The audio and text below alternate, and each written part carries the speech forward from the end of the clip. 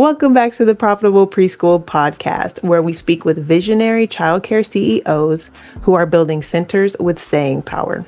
I'm your host, Alexis Louis, CPA and founder of Little Ledgers, where we work with childcare owners to bring structure to the financial side of their mission.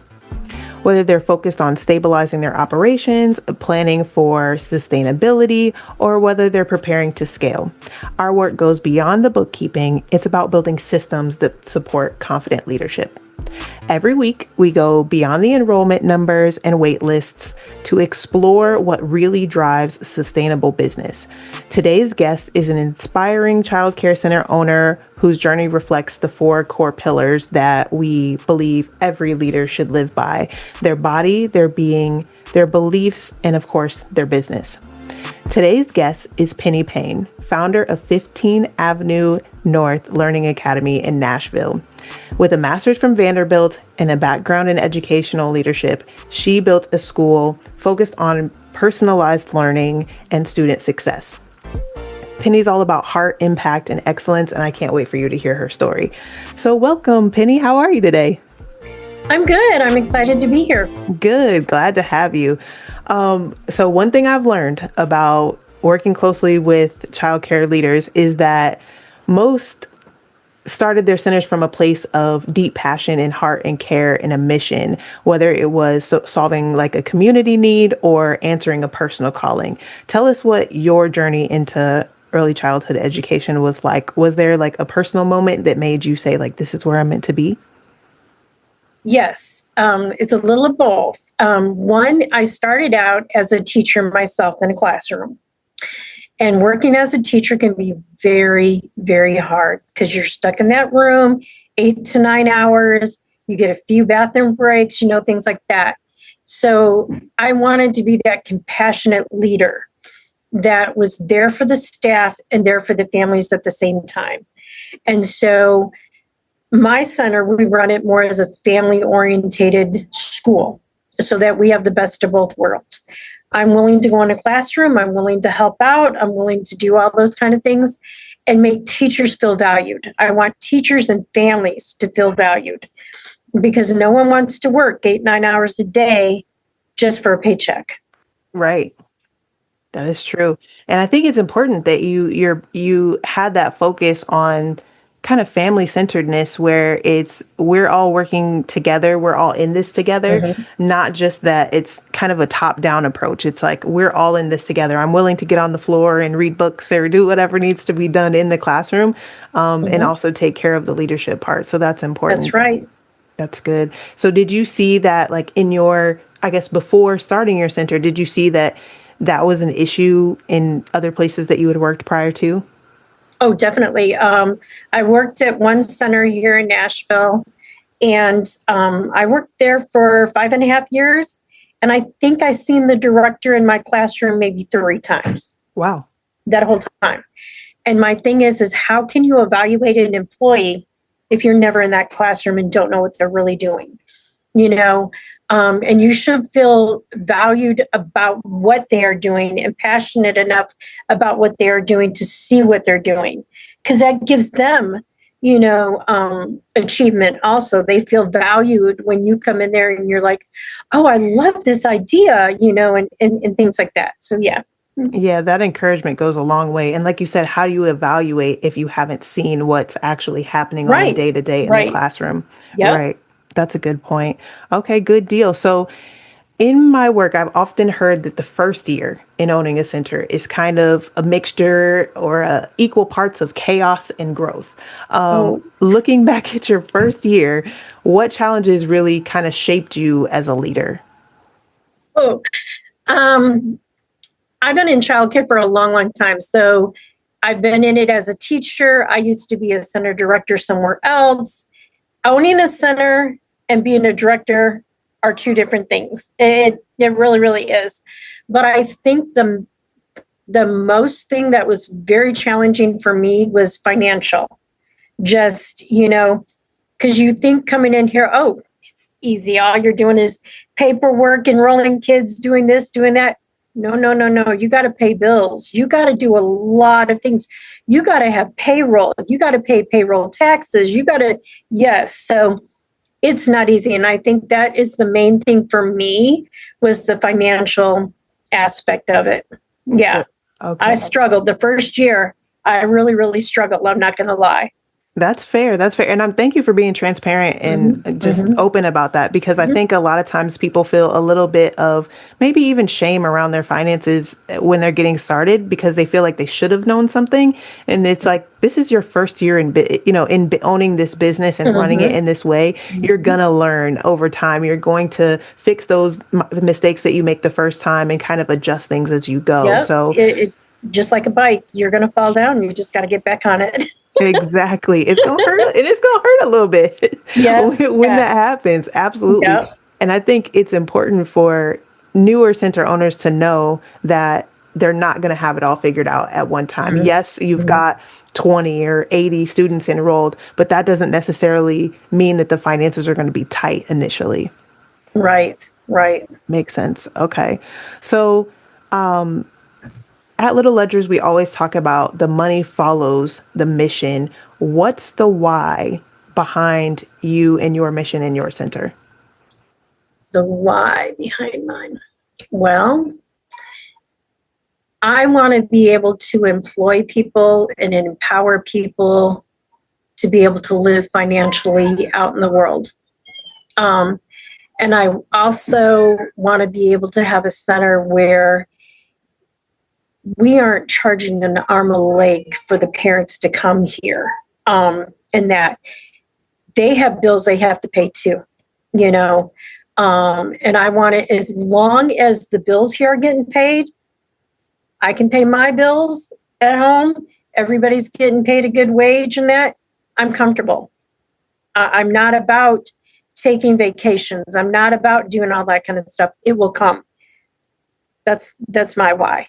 I want to make sure that everybody has a say and a place of value here. That's great. It sounds like your style of leadership, just from talking to you in this first couple minutes, it seems like you're in the people business. Yes. It's like the finances will come, the money will come, the vacations will come, but I'm putting the people first. And those people include the parents, the kids, obviously, but also my staff. And making sure that they're well compensated so that they can have a sustainable life and financial health for themselves. Yes, because if they are well taken care of, they're going to make sure this business is well taken care of. Yes. Absolutely. And I think that also plays into how they can show up for work. If you're financially stressed, it's hard to have a good attitude and a good morning when you come into work. And kids are loud and they're moody sometimes. Yes. And so bringing the right energy into the building makes all the difference for how that goes. And if you're financially stressed and having to spend your time that way, that can be difficult. So it sounds like that's working well for you. Yes. Good deal. Good. Well, let's talk about the part of leadership that a lot of times we don't see. It's kind of behind the scenes, the physical demands. Like I was saying, sometimes kids are loud and they're kind of moody. Aren't we all? But if I guess I've seen firsthand how some owners care for their body, for their and it allows them to lead with more clarity, with more calm, with more confidence. What routines or rituals, if you will, do you have that help you to stay energized, to stay physically grounded while still running your center and being kind of there on a day-to-day basis? One of the things that I feel like I'm OCD, I'm very organized. Everything around me is very organized. Because if it's not, then I'm stressed. And that kind of stuff. So if I maintain that, I have less stress levels. One of the other things I do is if I feel like I'm getting stressed, now this may sound weird, I will go out and play with some of the kids because that tends to work.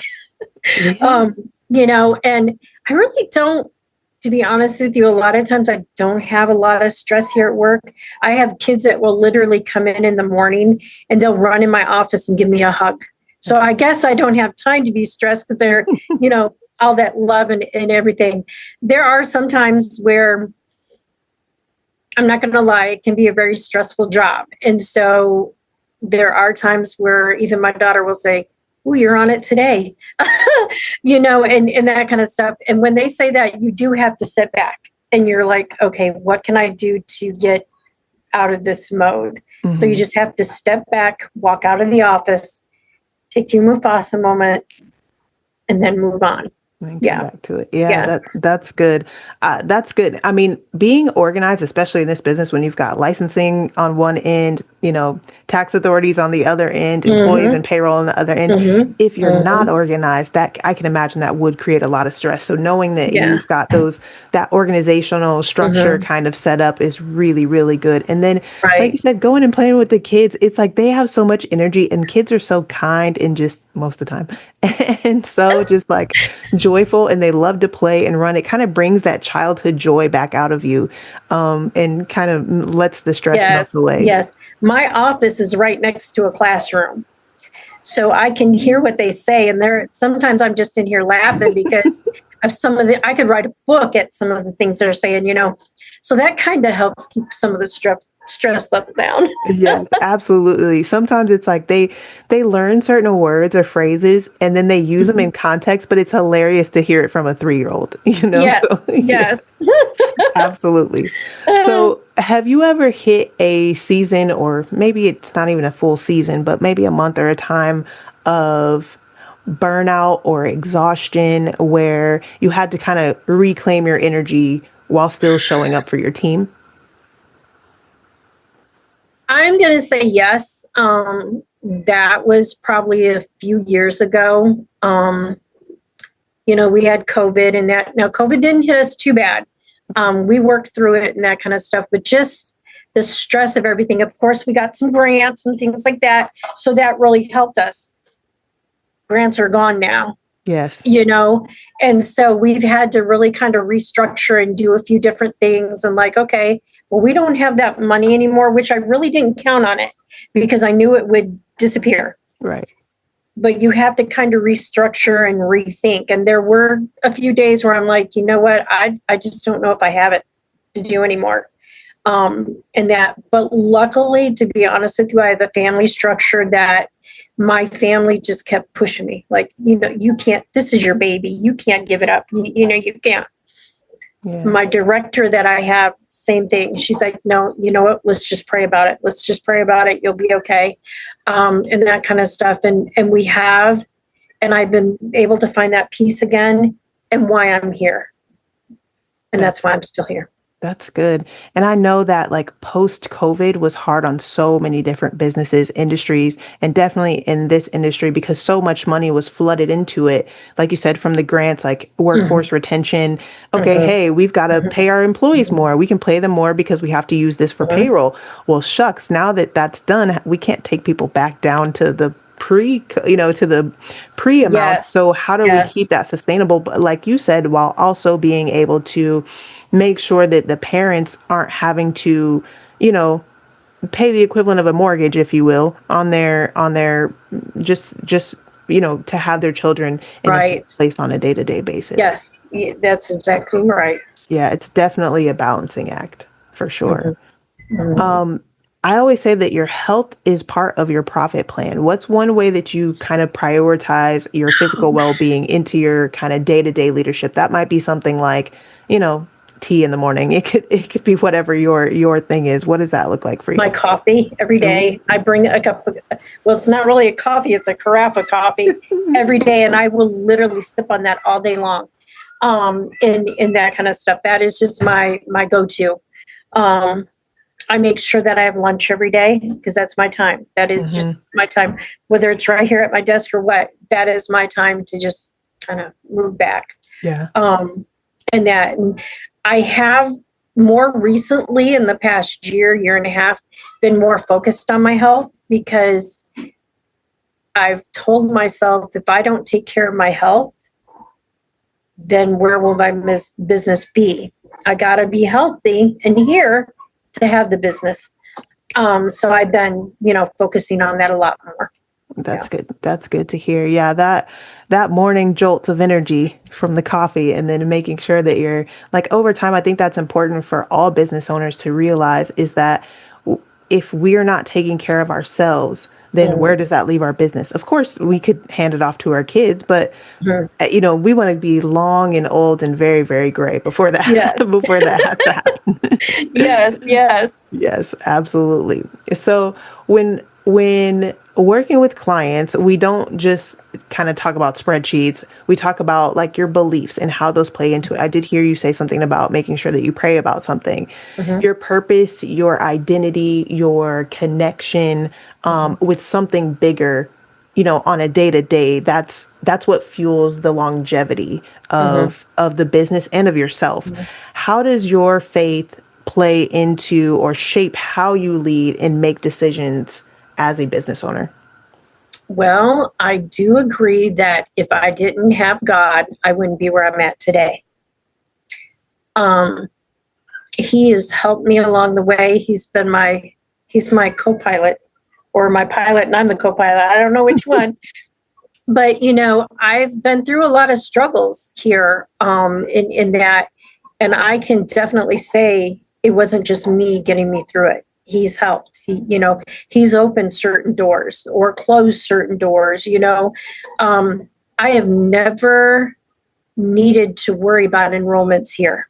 Never. And I really do feel that that's partly that. Um, I don't go around with my faith on my sleeve and, well, God this, God that, and blah, blah, blah. But I'm not afraid to tell people that, faith is very, very important. And if I have a problem, I will pray about it. He might answer that prayer and he might not answer that prayer. It just depends on when the time is right.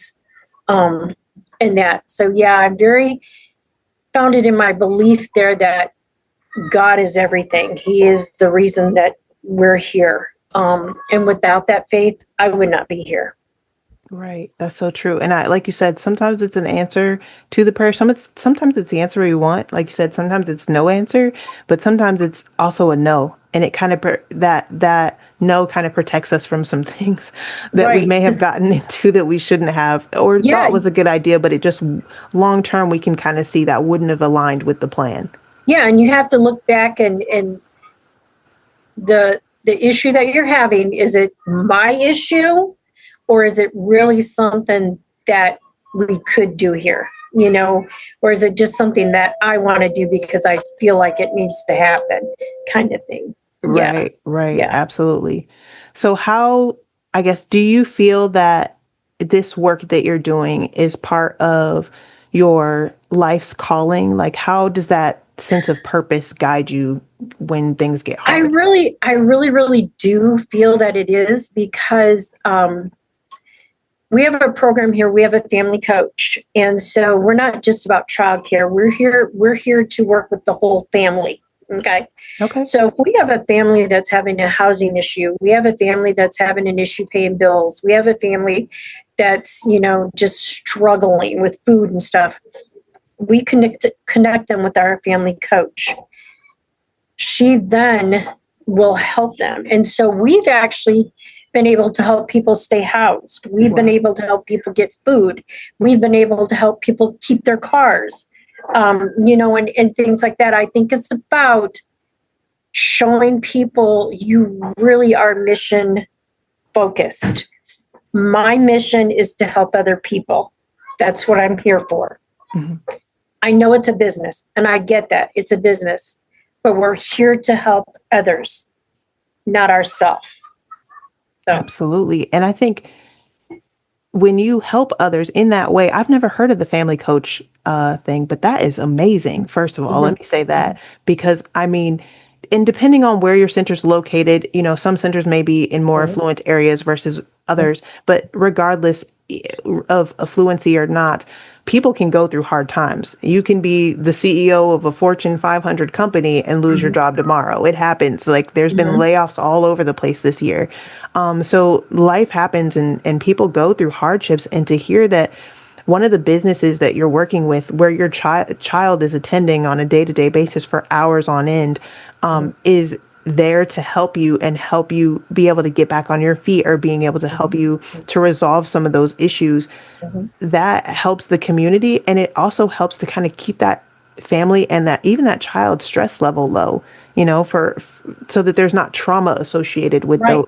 like you said, being unhoused or that kind of thing. Yes, I've had a couple families that they'll come to me and they'll say, "You're a godsend. You really helped us more than you know." And it's not just about the families enrolled. I'll do the same thing for my staff. If they're having a car problem, they're having a car payment problem, or their car broke down, I will help pay for that. I don't expect them to pay me back. That's just part of taking care of people. Because at the end of the day, because I have done that, God's going to make sure we're taken care of. Absolutely. So, Absolutely. And just my financial side of me is wondering, do you set aside a fund for that, if you will? Like, hey, I want to set aside this amount Oh, yes. okay, so that it's not just hitting you kind of out of nowhere. You kind of have a savings, if you will, to kind of account for that. Okay. And I don't, if I don't have the money, then I have to say no, but I'll do everything in my power that I don't have to say no, because I just want to help. Right. Even if it's helping to find resources, like if it's food or something like that, being able to point you in different directions to get some help. That's good. Wow. I love that. I love that. And that plays directly into the mission about helping people. It's not just talk, it's not just fancy words on a website, but it's actually something that you're doing and that you've seen produce fruit, if you will, for the families that are working with you, and like you said, even for your staff. And I guess I could assume that that's why you don't have issues with enrollment. You're, on top of the fact that I'm sure people come and go in terms of employees, but if you have an employer who cares about your well-being in that way, I can see where that makes a huge difference. Yes, it does. Most of my employees have been here a long time, and my families are mostly word of mouth families. So, I mean, yeah. And that just speaks also to the type of person that you are. That's amazing that's part of what you've obviously seen over time and decided to do something about, and to be able to set aside money for it, because that could be your vacation every year, Right. I don't know how much it is, and that's not necessarily the point of this, but more so just that, you've decided that this is something that's important and you've gone for it. So I love that. I had my previous job before I came here, that owner, because I was the director there, she literally would tell my staff, "You need to make sure that you guys are doing better to make more money for me, so that I can go on vacations and I can drive my Lexus and I can do this." First of all, you don't tell the staff stuff like that. That is not correct. Wow. They shouldn't have to work that hard to make you look good. That's not what this is about. So that was one of my other things that really, when it came to opening a business and opening my own center, I wanted to be that person that wasn't like that. And in fact, I brought some of those employees with me, and they will tell me, well, it's like night and day, and yeah. Oh yeah. The attitude of the owner makes all the difference. It does. It does. And I just don't feel that as an owner, as a leader, as a supervisor, you shouldn't have to micromanage people either. No one wants to be micromanaged, because if I have to do that, then I might as well just do their job. I want this to be a place of fun, a good atmosphere. Everybody wants to be here. Right. Absolutely. And it sounds like if you don't have to micromanage, that means you're training well and you're hiring well. Would you agree with that? Oh, yes. Yes, definitely. For sure. So one of the things we often talk about is business growth, right? But rarely talk about how that intersects between the personal relationships that we have. But I believe you can have both successful business and also connected, fulfilling relationships. And I work with my clients often with that in mind. How do you stay connected to your family, to your loved ones, while still running a business like this on a day-to-day basis? Well, my family coach is my daughter. Oh, nice. Even better. Okay. Yes. And my maintenance man is my husband. Okay. So, and yeah, we all talk about it. They'll come and help out. They'll, and that kind of stuff. So Yeah, it's just very important. And they're able to see what I'm doing and how important it is, because Yeah. they know I hate the word daycare. I cannot stand the word daycare. Because this is not a daycare and we are not babysitters, and that kind of stuff. They're educators, they're teachers. You either call them one of those, and that kind of stuff. So if any one of them, my son will tease me every once in a while and he'll say, "Oh, just babysitting." And I'm like, "Excuse me? Remember, I brought you in the world. I can take you out." And that kind of stuff. He says, "No, I know how important it is, and stuff like that." So yeah, I think it has helped them also because I've lived my dream. I'm living my dream. I've showed my children how important it is, and they're now living their dreams because they know they can do it. I've come from way down the line and I've made it happen. I've struggled in that, but I kept going, and they know that they can do it too. Absolutely. And that's legacy.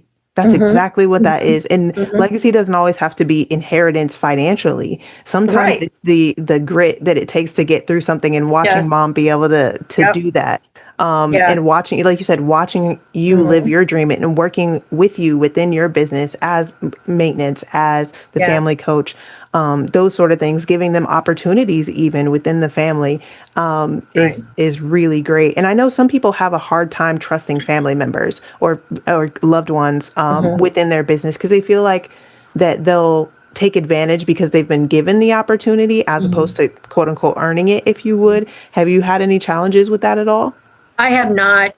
I've been very fortunate. And, we came from one of the things and the reasons I do what I do too is because some of our families that are in poverty and some of our families that are very low income, I've been there. I know what it's like. I know what it's like to struggle. And my kids will even say that to this day. Remember when we would go to the store and didn't know if we had enough money to do this or do that, and stuff like that. And so they seen what the struggle is. And so they are very apt not to take advantage of it. And they're very, very loyal. They're very helpful. If they see that I'm struggling, they'll even ask, what can I do to help? Is there something you need me to do? Yeah. So it's really nice. And that shows too that you've built that trust, and that they trust you, and that you've been able to build that trust also with them to be able to trust that they're doing well by you and by the families that you guys support. Right. And another thing, I'm not big on failure. I'm a person that you just keep plugging it away until you get there. And they know that. And so they're like that too. They're determined. They're very, very determined. And my children have all three of them. They're very successful. They're not rich, but they're successful because they know what they need to do to get the job done. Absolutely. And success isn't always just financial, like you said about being rich. Sometimes it's like, how much of an impact have I had wherever it is that I am? How many families have I been able to impact? How many people? It doesn't have necessarily families, but how many people have I been able to impact? How have I made change in a good way? So that success doesn't always necessarily translate financially, but you're able to do what you need to do, and knowing that God is always going to provide, especially when you're putting out in that way. Yep. That's great. Has there been a key supporter, if you will, in your journey? Someone who helped you, get going or keep going, or reminded you kind of who you are? I know you kind of talked about your kids a little bit there. I think that would be my husband. My husband has been my rock. He's been there for me. If I ever had that moment where I'm just like, and I just don't feel like I can do this, he just always brings me back to that little area I need to be, like, look how far you've come. Look at what your family said you would never accomplish, and stuff like that. And look at everything you've done. And every once in a while he'll sit back and he says, do you ever just want to call him and say, hey, look what I have now. I have a master's degree, or I have my own business, and things like that. So you didn't think I would be anything, but here I am. And I said, no, I don't want to gloat, but he's been my rock. That's amazing. It's amazing to have that kind of support from the person and the people closest to you. You know, the people that you live Hmm. with, like you said, your children, your husband, to have that kind of support coming home and them realizing kind of some days are long, some days are hard, and Hmm. I might sound like I want to give up today, but you're able to give me that boost to get me to tomorrow. Yes. Yep. Yep. Because they'll be like, well, what are you going to do? I mean, you're not going to be happy. My husband will tell me that you're not going to be happy going in a classroom by yourself. Anyway, you're meant to lead. You're meant to be a boss. Hmm. Yes. So So, you love that person to like kid to adult interaction ever mhm, so often, mhm, but you're mhm. meant to lead the team. Yes. Yeah. That's good. That's good. And that's good to know about yourself too. Yeah. That, Because that way I know it's done right. I don't have to worry. yep, absolutely. Love that. So now, Penny, let's talk about the business itself. Okay. So profit doesn't always happen by accident. And the owners that I work with often reach kind of a turning point where they realize that they need more than just the passion, right? Mhm, They need processes, which you kind of spoke to mhm, a little mhm. bit earlier. So what was kind of a turning point in your center's growth where you knew that you were kind of leveling up from, owner or startup to kind of CEO? Oh, wow. When I started seeing the big dollars come in, you know what I mean? When you're making more than just $100 here and there, you're making more than that, and you're like, "Wow, this is true. You can make it." And that because I never dreamed to be able to make what I make Mhm. here in that kind of stuff. And when you put it into dollar signs, you're just like, "Oh my gosh, I never knew." That kind of money was out there like that. Um, yeah, yeah. Okay, so when the big dollar started rolling in, that's kind of when you knew like that was a turning point. Like, okay, this is a real business. Yes, yes, Yes, and I yes. need to really watch my P's and Q's. Yeah, yeah. Good deal. So, um, one thing that I help clients to do is to untangle kind of the chaos of systems, if you will, from Mhm, payroll to like enrollment and staffing and that kind of mhm, thing. What's mhm, been a challenging area for you to systemize? I know you said you're very organized. mhm. So maybe how did you navigate that challenge and where are you now with it? To be honest with you, I've never really had that challenge. And part of that, and I'll let you know why. Okay. My last job that I had, I actually, before I had that job, I was a teacher in a classroom. And so they needed a director. They hired me. She needed a director that was organized in that because when it came to like the food program, she lost lots of money because it wasn't being done. The attendance wasn't being done. So, like I think it was like 3 months of the food program, she didn't get paid for that. Ooh. And then we also get, it's called DHS certificates, vouchers for childcare. Hmm. They weren't doing the attendance right on that. So she lost money, plus had to pay money back. Mm, Well, when I got the job, I'm like, oh no, this is never going to happen on my watch. right. Because you can't run a business like that. You really, really can't. And so when I came over here, started my own business, no one is doing my financials like that.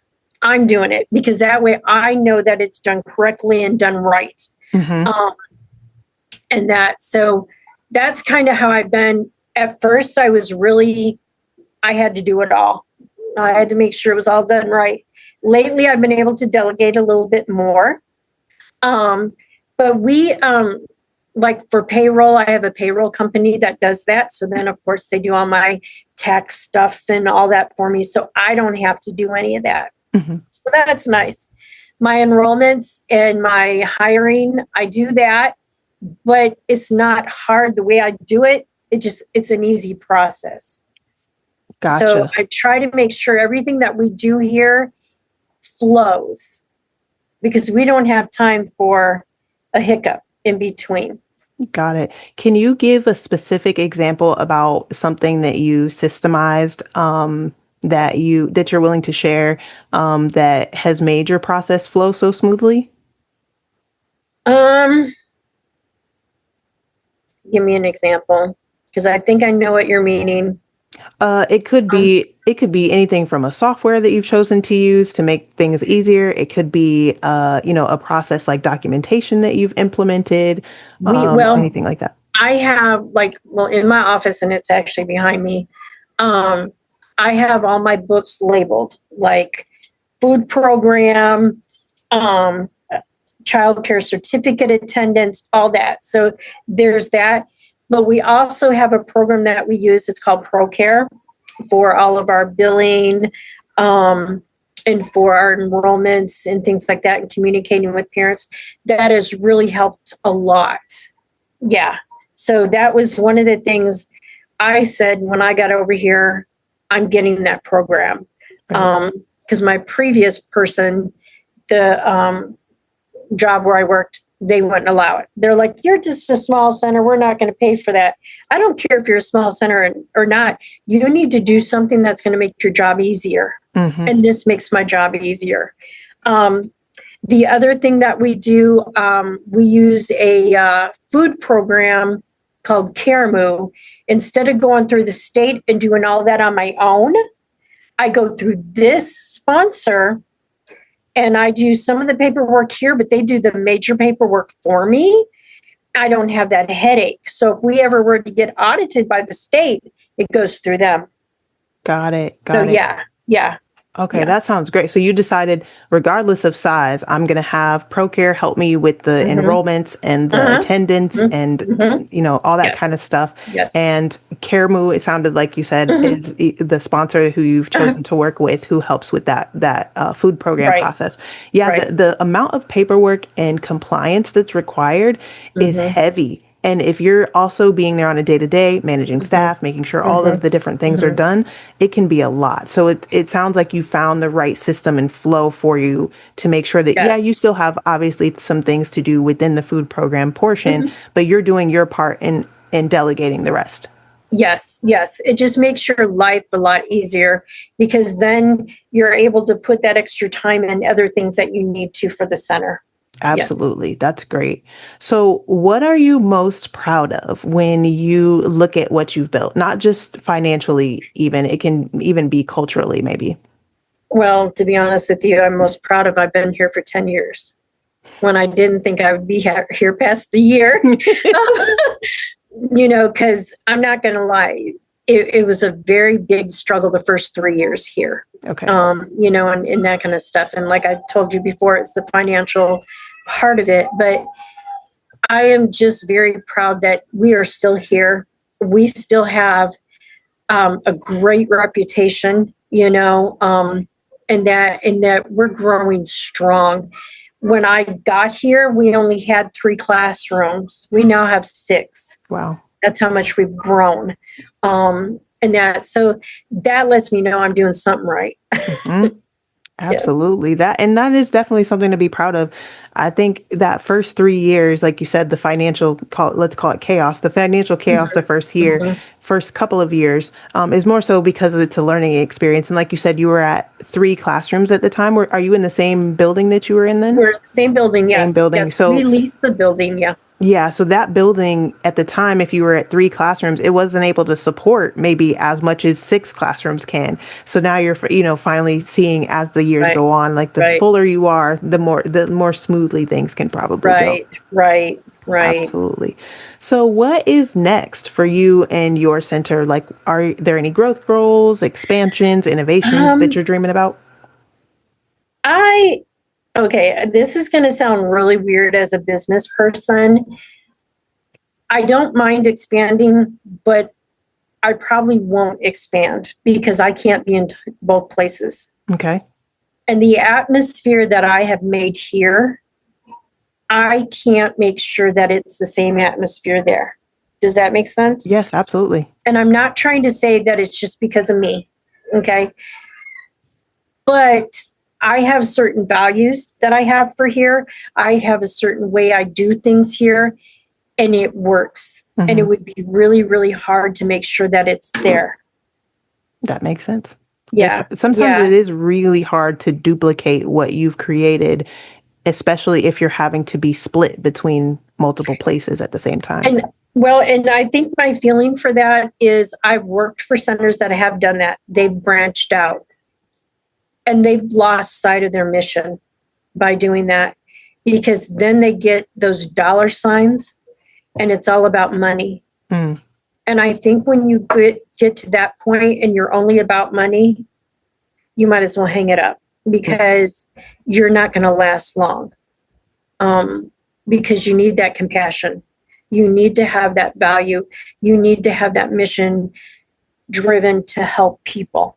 That's where it is. It's money will come if you're doing what you're supposed to do. Mm-hmm. And so for me, the future looks like we're here, we're able to maybe expand here and just increase some of the slots here, make it a nice place for people to want to come and call it good.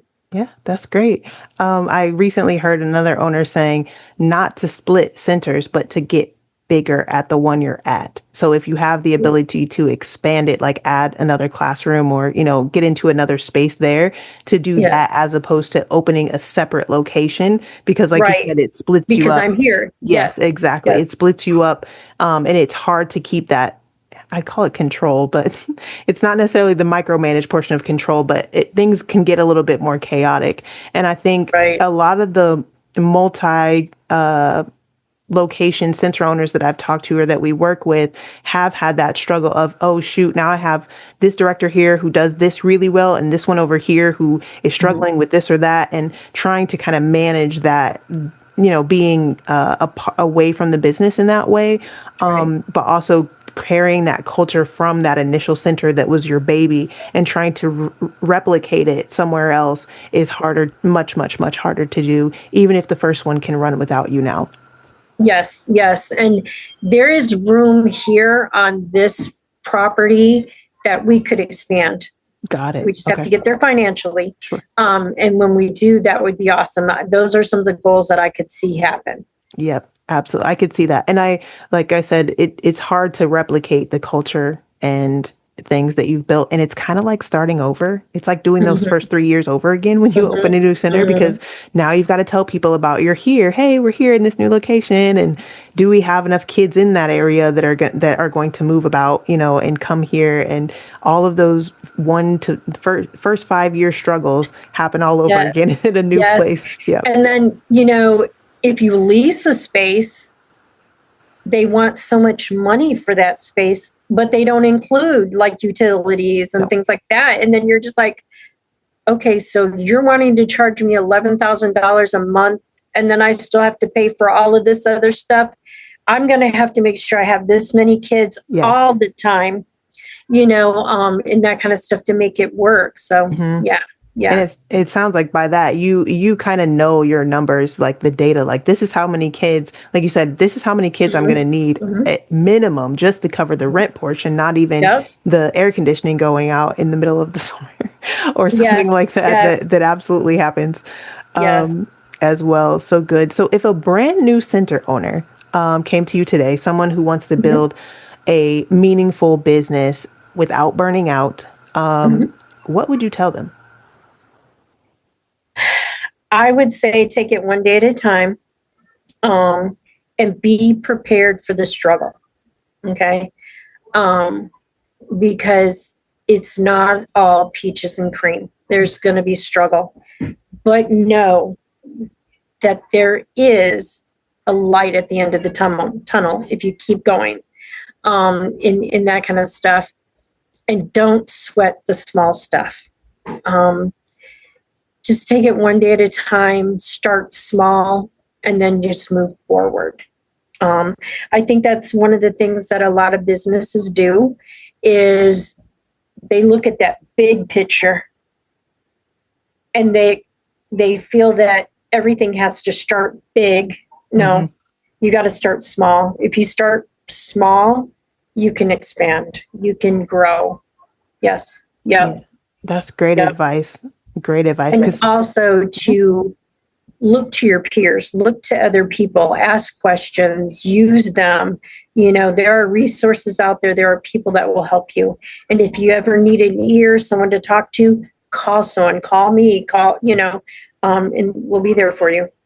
That's great. Yeah, that community portion matters a lot. Being able to go and see from that you're not alone in this. And that's one of the reasons that I love doing this podcast is because we get to talk to owners, and a lot of you say the same things, especially about those early stages in the early years.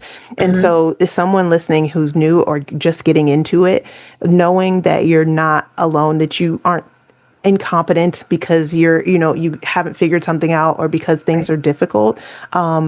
Business owners go through this. It's part of the process. Penny, are there any like conferences? I know there's a lot of different conferences or resources out there. Are there any that you've kind of invested in over the years that have really maybe made a difference for you? Well, we're part of United Way, so that's really nice too. And so we do a lot of training through them. We do their RTS programs. So we have a literacy coach here also. That's great. So they help in all of our classrooms. So that is really, really nice. NACI is awesome. And you get a lot of administration training.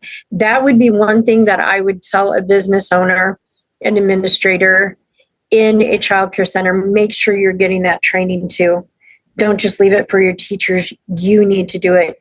You need to keep up on everything, because even with my DHS rules and regulations, there will be times where I'll pull out that book and I'll read it again. Even though I've been doing this, I've been here physically for 10 years, that don't mean I know that book. Right. I have to read it because I might have missed something. And then, or I might have read it differently and like, oh, wait, no, that's not what that said. This is what it said. This is what it meant. Yes. Always make sure that you're up on that. Go to your council meetings and things like that. Make sure you're heard in that. Don't be afraid of your governor. Don't be afraid of your mayor. Absolutely. Yep. That's the way to do it. And I think it's important that you're saying that about like rereading and making sure that you know what the rules are behind all of the licensing things and that type of thing. I know when we spoke before, I think I caught you on a professional development day. Tell me a little bit about that. I know you guys kind of did take a pause with you and your team. Can you give me a little bit of insight about that? We did. We had 2 days off. Part of it was we did some United Way training. Every staff member got to stay home and they did some Zoom training. So we got credit for that. But then that Friday, we actually went to a conference with United Way, and it was called Ignite conference. And it was awesome because they have different classes that you can do. They have stuff for supervisors. They had stuff for teachers, stuff for literacy. And it's nice and it's really cool because then educators can go meet other educators and teachers, and they can collaborate together. Like, oh, this is what we do. Oh, this is what we do in a classroom, and all that kind of stuff. So yeah, it's really important to do those kind of things because you want not the parents, but your teachers to feel valued, and you feel that they feel valued because you're willing to take those days and close so that they can get the professional development that they need. Because every state is different. In our state, like our educators, they're supposed to get 12 hours a year. Okay. I require 24. Oh, okay. Just because I feel it's important to go above and beyond. I don't tell them what trainings to get. I let them do it. Now, if I feel that I found one that I think maybe this person might need a little training, I'll coach them. I'll say, you know what? I found this training. I'm not saying you got to do it, but I think it would really benefit you. You'll get a lot from it. And normally they will do that.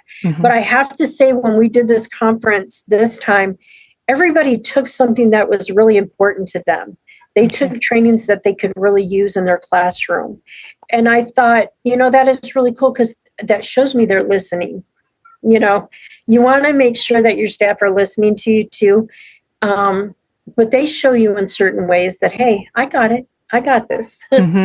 Especially if you've communicated kind of or they've communicated to you kind of what their struggles are, and then having that training time and space available to kind of cater their journey, if you will, of Yes. where they want to go in terms of, okay, this is something like maybe classroom management is something that I'm really struggling with, and so I want to be able to take that path to kind of see how I can Right. deal with difficult behaviors, or that kind of thing. That makes complete sense, and I'm so Yeah, glad and that it, you're, yeah. and like with the state, they get on my nerves sometimes. They want all the teachers to have degrees, okay? And I get that. But I am also going to say a degree doesn't make a teacher. It's a piece of paper, okay? I worked in a classroom under a teacher that was licensed. She had a license to be the pre-K teacher. We did all the work. She got all the credit. Not cool, in that kind of stuff. So yes, I'm here to help my teachers get their degrees and do those kind of things, and I'm on for it. But I wait until they're ready. I'm not going to push them, in that kind of stuff. When they're ready, they'll succeed. If you push them, they're not going to succeed. That's true. That is true. And I know here in Tennessee, the state had implemented I think it's called the wages program, where they're trying to put, like you said, they're offering incentives the higher in your education that you go, where they'll kind of pay for some things for you, or kind of give bonuses based off of that. And that's one incentive, but it is one incentive, but you have to be in school classes.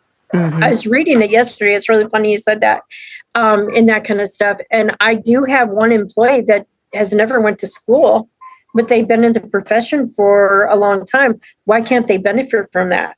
Right. Why do they have to? Now we have tons of training. Why don't you use some of that? Because it's state certified training that they're getting. It just may not be from a college, right? In those kind of things. So I do feel that there's a lot of work out there that needs to be changed. Yeah. But with that said, there is a new program that is coming out where teachers can get a degree within 3 years. Okay. And so it's with the Workforce and Lipscomb University. And so for the first year, they take some classes, they get their CDA. The second year, they do some more college classes. The third year, by the time they're done, they get their bachelor's degree. And then they could be certified to work in the K-3 classroom. It's pretty neat. Yeah. That is pretty neat. Yeah. I saw some of that going, I kind of saw some stuff on social media about that, and that it was going, this is, I think, the first year that they've done that, started that program, like with their first enrollment, kids enrolled, I say kids, but first people enrolled. So I'm assuming it'll be a really good program as time goes on, and kind of maybe an apprenticeship sort of a thing where they're kind of working. Yes, because they'll work here. And then what you can do is you can say, okay, after you graduate, you need to stay here for at least a couple of years. Right. Because there's a lot that we as directors and owners would have to do to help them get there, and that kind of stuff. But it's the employee themselves don't have to pay nothing. They get all this. And it's awesome. I wish I would have had that. Exactly. Yeah. And that kind of stuff. But yeah. Yeah, it seems like for the person who's driven, it's a great opportunity to be able to get your degree paid for, and also have pretty much guaranteed employment at the end of it, which is a big deal. Because, it's easy to tell someone, go out there and get that degree. You need to go get that. Well, wait a minute. When am I going to get that degree? I have to work, and we do have a program here that you can get your education that way by taking classes through them. But you have to go there to take those classes. The problem is it's during our work hours. Yeah. How are they going to live? Right. So it's nice to see that there's people that are actually looking outside the box now. Yeah, that's great. And I think it pushes everything forward. You get high quality staff that come in that you were able to co-work with while they're going through the program. They get the experience that they need without the financial headache, but then they can also work through the program at the same time and be able to earn a living while they're getting their degree. That's correct. That's great. Well, Penny, thank you so much for sharing your journey with me today. Your story is like the perfect example of how your purpose can eventually fuel the profit, because you said it took about 3 years to get there, but they can kind of coexist. And when there's structure and systems, like what you said, you've got the belief behind it as well. And then you've got the support behind the scenes with your family. You're really listening and thinking like, this is working. I've built something great. And so I appreciate you for sharing your journey, especially also giving advice to other owners who are just getting started, who are wanting to get into the industry. Thank you for being transparent and open about that as well. I will really appreciate you coming through. Is there anything that you would like to offer? Is there any way that people can get in touch with you or where they can reach you? You are more than welcome to call me, because I love being a model and I love helping people, because that's what my passion is too, is helping others. And so you can look us up at 15th Avenue North Learning Academy. That's our website. Or you can give me a call at 615-647-7174. That's our business. And we would love to hear from you. And I'm here anytime anybody needs help. And don't give up. You got it. It's going to struggle. You're going to struggle and struggle and struggle, but don't give up. Because if you don't give up, you will make it. Absolutely. You really, really will. And there's people out there that will help you. There is. And rely on your support staff. Absolutely. Thank you again for sharing your journey. Thank you for even giving you just gave out your phone number. Thank you for giving out your phone number, even just for people if they want to be able to reach out, because having that community and having that support makes all the difference. Yes. So hope you have a great afternoon, and thanks again for coming in with me.